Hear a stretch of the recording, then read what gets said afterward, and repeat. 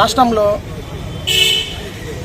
10వ తరగతి పరీక్షల ఫలితాల పట్ల రాష్ట్రం మొత్తం విద్యార్థులు అట్టుడికిపోతున్నారు. ఎందుకు ఎక్కడ జరిగే లోపాలని చూస్తే నిన్న వెళ్ళి మేము మంగళగిరి ఎడ్యుకేషన్ ఆఫీస్ దగ్గర ధర్నా చేయడం జరిగింది. ఎడ్యుకేషన్ కమిషన్ కలిసాము, మేము భారీ ఎత్తున వెళ్ళాము. ఈరోజు స్టేట్ వాసీగా మేమందరం కలిసి అన్ని డిఈఓ ఆఫీసులో మేము కలవడానికి వచ్చాము. స్టూడెంట్స్ పడుతున్న కష్టాలు ఏదో మా ఇంట్లో ప్రాబ్లమో లేకపోతే మా ఇంటి పక్కన ప్రాబ్లం కాదు, రాష్ట్రంలో విద్యార్థులు పడుతున్న కష్టాల గురించి మేము చెప్దాం డిఓ ఆఫీస్కి వస్తే కనీసం ఒక మెమోరాన్ని తీసుకోవడానికి కూడా టైం లేక నేను కాన్ఫరెన్స్ కాల్లో ఉన్నాను, కాన్ఫరెన్స్ మీటింగ్లో ఉన్నాను. త్వరగా ఇచ్చేసి వెళ్ళిపోయాను, తర్వాత మాట్లాడుకుందాం అన్నారు. ఏదో మా ఇంట్లో సమస్య లేదా వాళ్ళ ఇంట్లో సమస్య తెలుసుకోవడానికి వచ్చామనుకున్నాను. నాకు అర్థం కావట్లేదు అసలు ఏంది ఈ లోపాలు ఎందుకు జరుగుతున్నాయి.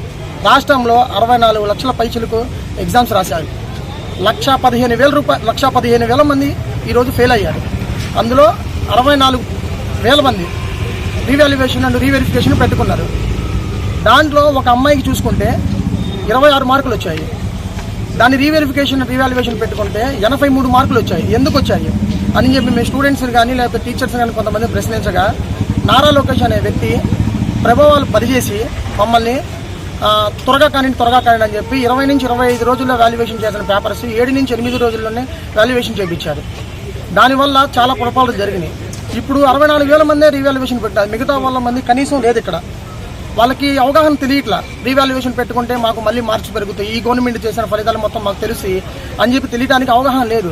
మేము డిమాండ్ చేస్తుంది ఏంటంటే విద్యాసంఘం వైఎస్ఆర్ కాంగ్రెస్ పార్టీ తరఫున మేము ఏం డిమాండ్ చేస్తున్నామంటే మీరు ప్రతి పట్టణంలో ప్రతి పల్లెటూరులో తిరిగి మున్సిపాలిటీ స్కూల్లో తెలియదు, గవర్నమెంట్ స్కూల్లో చదివే వాళ్ళకి రీవాల్యుయేషన్ పెట్టుకుంటే మళ్ళీ మాకు మార్క్స్ వస్తాయి, మీ వల్ల గవర్నమెంట్ జరిగిన తప్పిదం వల్లే కాబట్టి మీరు వెళ్ళి చెప్పండి.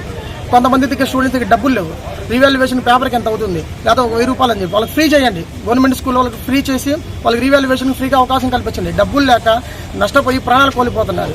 అది కేవలం ఎవరి వల్ల? విద్యాశాఖ మినిస్టర్ వల్ల. అతను వెంటనే రాజీనామా చేయాలని చెప్పి వైఎస్ఆర్ కాంగ్రెస్ పార్టీ భారీ ఎత్తున నిరసనలు తెలియజేస్తున్నాము. స్టేట్ మొత్తం మీద ఇలాగే కాదు ఇంకా భారీ ఎత్తున నిరసనలు తెలియజేయడానికి సిద్ధంగా ఉన్నాం మేము.